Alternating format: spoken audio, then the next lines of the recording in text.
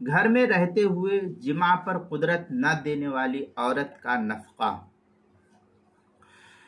اگر عورت شوہر کے گھر میں موجود ہو لیکن عورت جماع پر قدرت نہ دے، شوہر کو اپنے سے قریب نہ ہونے دے، تو اگرچہ بلا وجہ ایسا کرتی ہے تو وہ سخت گنہگار ہے، لیکن وہ نفقے کی مستحق ہے۔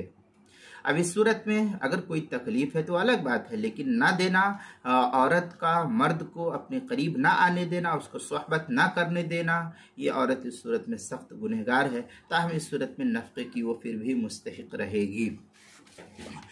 در مختار کے اندر ہے لا نفقۃ خالدہ من بیتہ بغیر حق قید بالخروج لانہا لو مانعتہ عن الوتی لم تکن ناشزۃ۔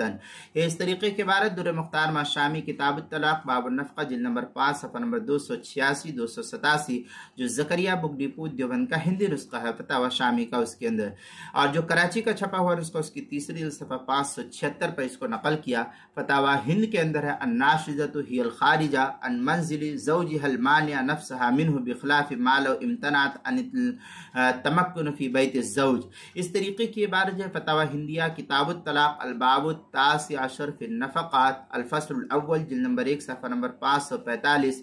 جو زکریا بک ڈپو دیوبند کا پرانا چھپا ہوا نسخہ اس کے اندر بدائع الصنائع میں ہے ولو منعت نفسها عن زوجها بعد ما دخل بها على کرہ منها فلها النفقہ۔ اس طریقے لانها محقت فی المنع، یہ بدائع الصنائع کی عبارت ہے کتاب النفقہ فصل فی شرائط وجوب هذه النفقہ جلد نمبر 3 صفحہ نمبر 423، کتاب المسائل 5ویں جلد صفحہ 459 پر بھی اس کو نقل کیا گیا ہے۔